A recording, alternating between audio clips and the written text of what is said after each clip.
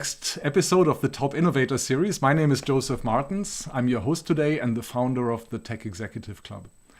With us today is Al Basseri. Al is the CTO of Ferret, an AI platform that helps companies and individuals identify risks and opportunities.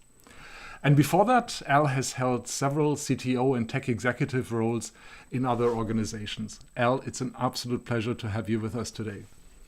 Thank you, and thank you so much for giving me our opportunity to chat with you. So it's a pleasure for me also. Thank you. Look forward to diving into your leadership experience, your leadership journey. Clearly an accomplished journey, Al. I would love to know, when you reflect on that journey and the experiences, what do you think were some of the key factors to your success? What are the ingredients to getting you where you are now? Yeah, I mean, it's been a long journey and it's been a fun journey. And I always like to put things in historical context, especially comparing different industries. I'll just vividly quote one of my favorite musicians, Miles Davis, right? So if you look at Miles Davis' success, it wasn't that he wasn't a great musician. That's not it. He always had an ability to surround himself with great musicians. And what made Miles Davis such an innovator is that he didn't stay with the same exact format or segments within his field, right? So he expanded. So he went from, different genres of jazz and expanded even beyond jazz. And that's actually a great life lesson, right? Which is, often when I started my career, it's very important to have mentors. To become a great leader, you really have to have great leaders as mentors. But the important thing also, it's also important to realize that you have to cover it at both ends, which is you don't necessarily need to have someone who has extensive experience to be your mentor. You need some of that, but you also need people who are younger than you and thinking, different perceptions. So I have mentors that are frankly teens and 20s, right? And that's very important because we don't get, we sometimes, and I'll talk about this all the time because I hear it all the time, right? I'm sure your audience hears it all the time. You hear music and you go, oh, you know what? This is not as good as what used to be when I was growing up. The music now is all auto-tuned, or they'll see, they'll talk about technology, developers. Oh, this is too easy. It's quick for us based on our own perception to think what we experience is so much harder and better and mature than anything now, right? So it is important when you think about having mentors in your career as a leader that you cover the wide spectrum, right? So you have to have people who haven't done this before you, and you also have to have mentors who are much younger than you, who have brand new experience, who are in the front line, because there's a lot to be learned from that. And I think that's what I've consciously trying to do. And we do that in personal life, by the way, all the time, right? You go to a great restaurant, the chef could be 20 something, and you go, wow, that's probably one of the best meals I ever had. And you envy the chef, you want to follow it. And I'm not just sitting there asking, well, I'm not going to follow this chef because he hasn't been cooking or she hasn't been cooking for 20 years. So it's very important in technology leadership. You have the same thought process in your decision making. Interesting thought, right? The younger mentors, and I haven't come across that at all yet. I love that thought. Tell me how you select mentors then. So I get it, the chef highly established, and we get the sense either from some reviews or from the stars on the restaurant and our own food experience, of course. But how do you get intentional about selecting these mentors? I appreciate young mentors that he or she have experienced failures and bounce back quickly. And they're very innovative and creative, right? I also have, there's this idea in terms of learning that I talk about engaging all your senses and learning, right? Expanding your perception. So we have a tendency to kind of put ourselves, creating this echo chamber, right? Surrounding yourself with people who think like you. And I go, hey, I'm right because everybody else also agrees with me. Much easier.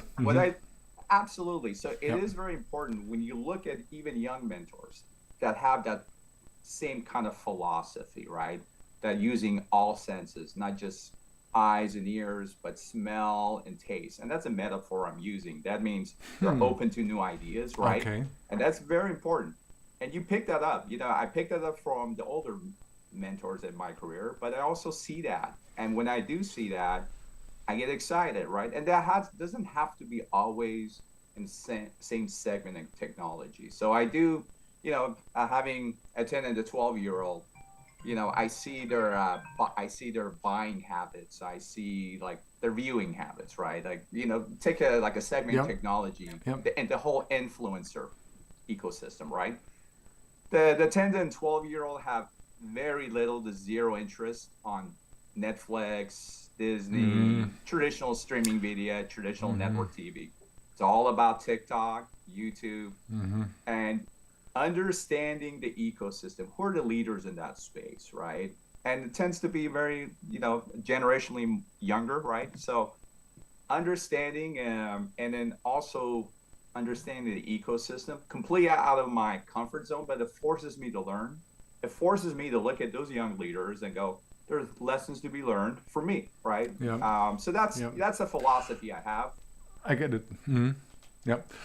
Talk to me about some of the lessons you've learned from that. So tell me some of the advice your mentors have given you. And for the younger ones, right, the way you described it, it sounds like it's less advice. It's more you observing it and drawing your own lessons from it. But who knows, maybe the 10, 12, 15-year-old also gave you advice that you thought, that's insightful. I better pay attention to that. So talk about the advice that you've gotten. Yeah, the ability to read the different audience, to be in tune with, because the thing is, especially a young mentor, they haven't been around long enough to create false perceptions yet, and you see that in yourself. So which means, like, if you have done certain things certain way, again, I'll use an analogy. Take a typical family, right? Okay. If you walk in a typical family's house, even ours, there's probably about 24 meals that we cook over and over again, right? So we develop an arsenal, right, of meals, and you think you're really creative, but you're kind of eating the same. Chances are, if you pick a random night, come over to my house, we'll probably cook one of those 24 meals, right? Yeah. What's nice about a young mentor, they haven't developed all that 24 yet, right? So they're still experimenting. They're still trying to figure out the target audience. And there's things to be learned as a leader, right? I go, wow, this is cool, right? And perfect example of that, if you take very established market leaders, right? Take a company just like Google, right? They have all the money in the world. In matter of fact, they have probably the strictest strictest framework to hire the brilliant people out there, right? Like, it's so difficult to get a job at Google as a developer or a technologist, right? But yet, let's take the latest news, last 24 hours or 48 hours, Google announced they're acquiring a company called Wiz for $32 billion. A company that was zero in revenue 5 years, that gone to $1 billion. And you can make the argument that why couldn't Google innovate and create something with all the smart people they have, with all the resources they have? Because it's the same kind of very narrow framework that you don't necessarily go here and there, where for large technology companies, even SMBs, you get to kind of a stale mode where your thinking process, it's just like those meals. You're going off the same 24 meals, right? So it's not because of lack of smart people. It's not a lack of investment and money. It's just your mentors and your thinking process becomes stale, and you don't get out of your comfort zone. You're not using all your senses. And that essentially what happens in many large companies, not just Google.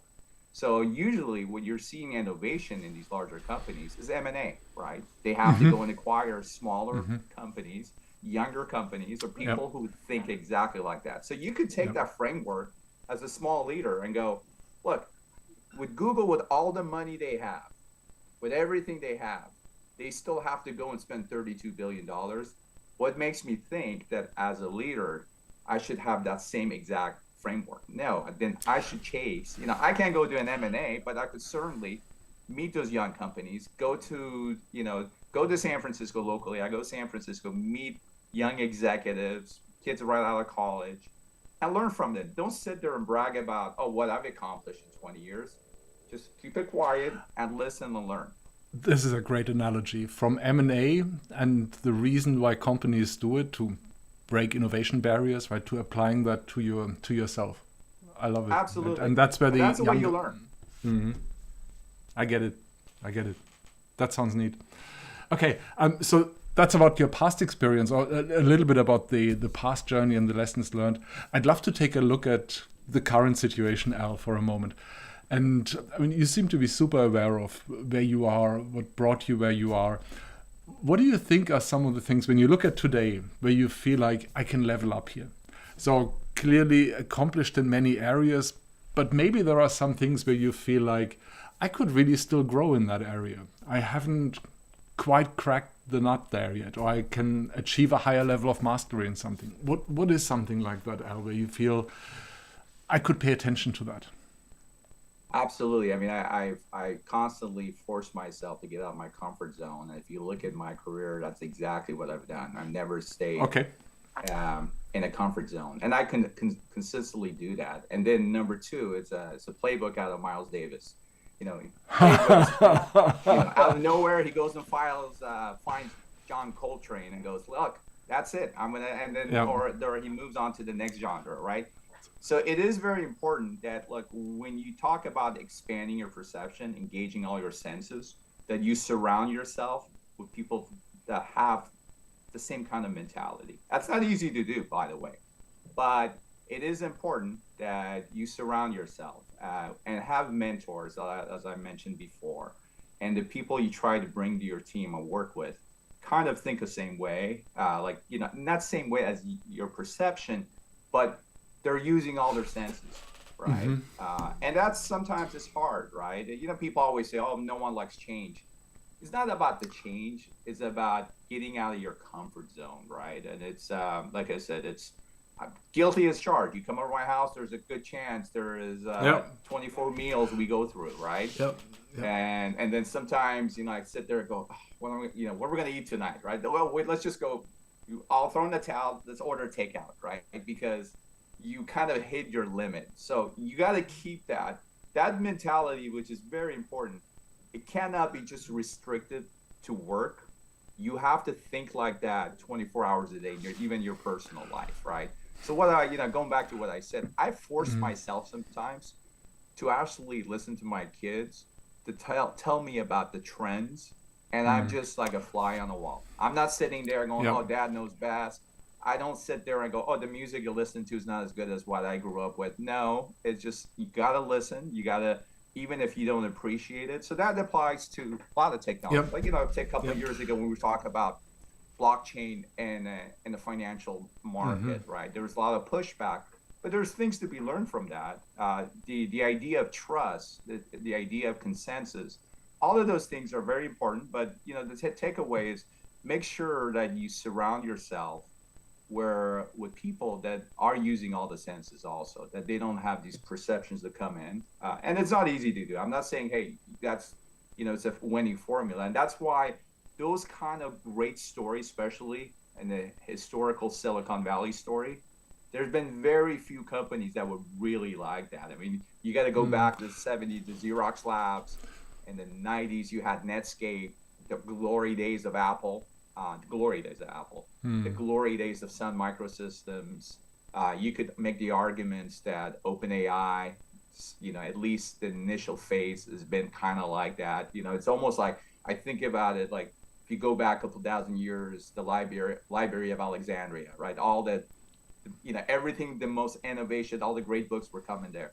Once in a while, stars line up in Silicon Valley or in other places now where you have that beautiful story, where you get people who think like that. The unfortunate part of it, it won't last, because once the companies get to a certain size, it happens with, just like what I described with Google. You have to go through an M&A to get that creativity back. Yeah, but that's a mechanism to break through and maybe get some of that back in some part of the company, in the acquired part of the company in that case.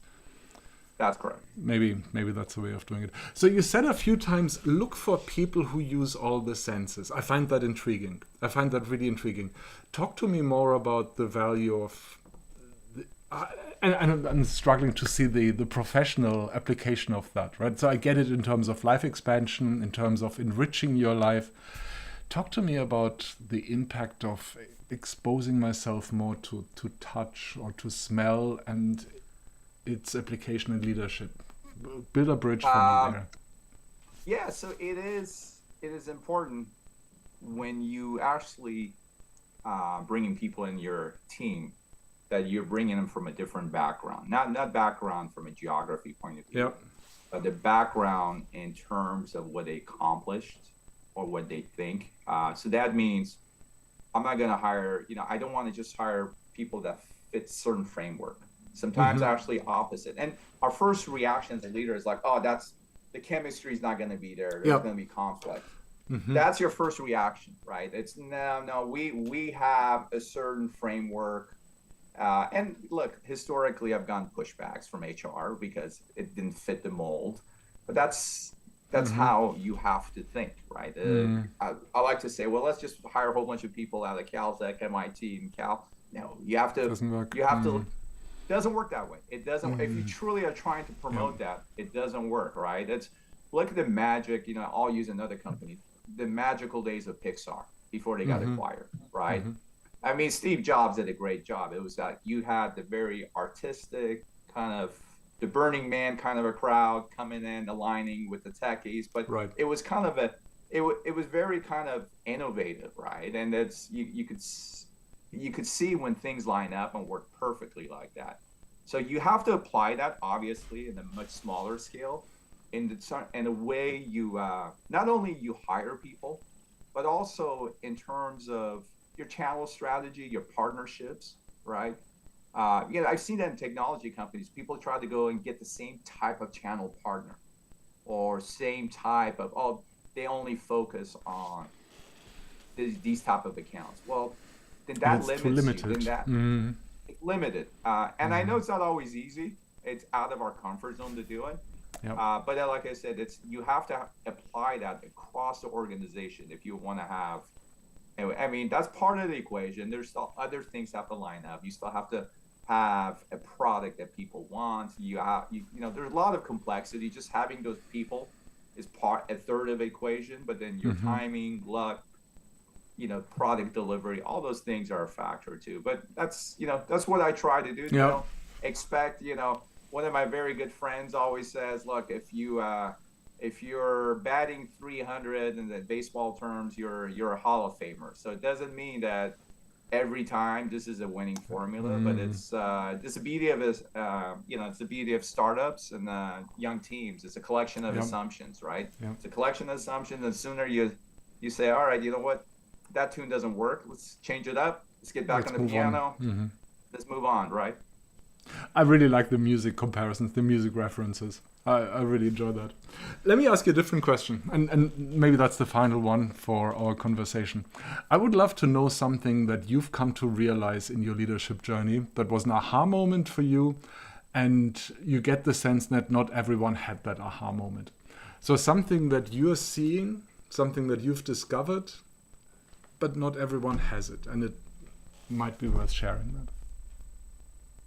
It's amazing to me always when you step back how natural leaders in your group rise to the occasion. It is. You have great leaders in your group that sometimes when you step back, they come up, and it's amazing. It's almost like, even when there's a forest fire, a year later you see new growth, and it comes a lot stronger. So to me, is when you have the right environment. And you bring that kind of a culture up, natural leaders just come up out of your organization. And to that point, I can't tell you how many people in my career that used to work for me are surpass my expectation, that I look up to them, that I think the roles are reversed. I look at them, I go, wow, can't believe that guy worked for me. I should have worked for him, right? or that gal, that gal, I'm like, oh my God, that's like, what was I doing managing that person, right? Yeah, so it was one of the younger mentors, maybe it was one of the younger mentors, right? Absolutely. So it's exciting. Yeah. Very nice. Cool. So Thank you so much for being with us, Al. What I really, really enjoyed, that's something that was really unique to this conversation, the breadth of topics that you pulled in, like the cooking, the music, all the senses. I love it.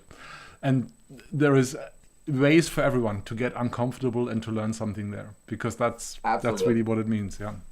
So thank you for being with us. Awesome. Thank you very much. For everyone else out there, we hope you join us again for the next Top Innovator series. And until then, keep your brain cells active.